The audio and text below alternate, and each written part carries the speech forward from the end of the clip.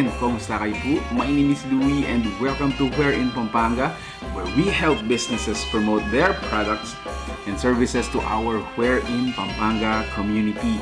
For today's vlog, it's another Indian feast which I am really excited of. We want to thank Nery's Biryani for sending us their menu. Ayan, so speaking of menu, let's talk about the food that they serve. So for a chicken masala, which is this one, good for around 3 to 4 persons. Now for hummus, so masarap na tineternohan dyan yung kanilang pita bread, which is this one. Check that out. These are all homemade, guys. We can assure right from the chef, hand masterpiece po niya yan. And then we also have raita, which is this one. This is another dip. And then masarap na ternahan dyan is yung kanilang parata. Check that out. Woo. Now, in the middle, meron tayong chicken biryani. For this size, this is good for about 3 to 4 persons. They serve in a really huge serving. Ang laki, guys. Ang laki. Parang nagsishift na yung favorite cuisine ko before. I like Japanese food. Until I went to India, was able to visit India, and dun ko talaga natikman yung authentic biryani and masala. Up until now, lagi ko nang hinahanap-hanap ang kanilang mga flavors and lasa. So yung chicken biryani natin, guys, it has long grain rice, which is yung basmati rice. In it, guys, you have your different herbs and spices aside from the onion, lemon, and cucumber na garnish natin. Alright, so let's get into it. Let's get into the meat of the discussion. I'm gonna try yung kanilang chicken biryani. They are using long grain rice. Oh wow, guys. Kanin pa lang, sobrang malasa na. When I was in India, pag nagluluto sila ng ganito, they cook in a huge pot.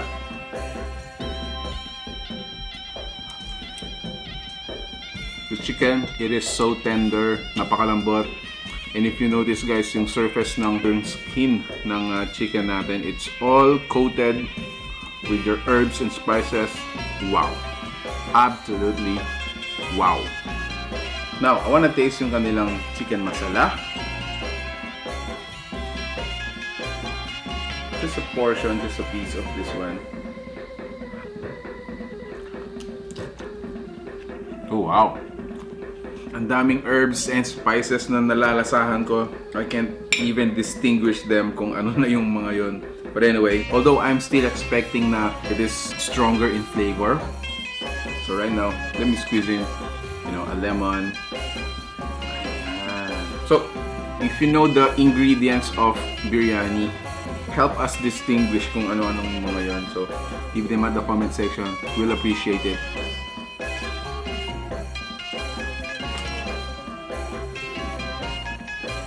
Super duper wow. Alright, so let me taste yung kanilang pita with our hummus.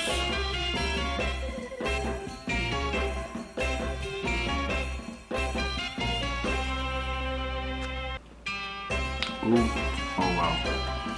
Anyway, so tikman ko naman yung kanilang raita.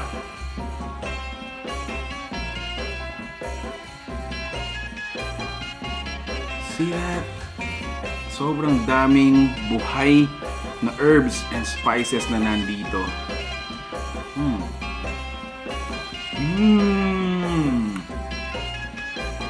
Wow. So, just a physical observation, yung parata nila, it looks like a cooked pancake. But for sure, may pagkakaiba yung regular pancake na niluluto natin for this one. This one is more flaky, and then parang mas toasted yung bread. I actually enjoy this one. Raita.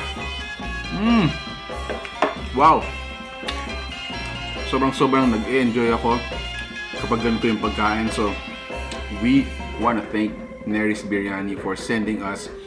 We wish you, more success, more orders, and as a way of appreciation, please, I am asking you guys to, check out their fan page, give them a like, share the page or yung mga post na nagugustuhan yung mga pagkain doon. And at the same time, if you like the food you saw in this video, give this video a thumbs up. Any reactions coming from you will be highly appreciated.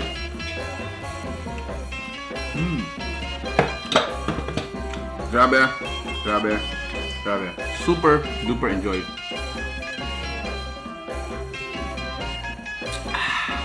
Oh, detox. Well, thank you guys for watching this video. We appreciate your time. Again, if you do like this video, please give it a thumbs up and share it with your friends. Stay safe. If you like biryani food, check out Nery's Biryani. I hope to see you in the next video. Stay safe and peace out.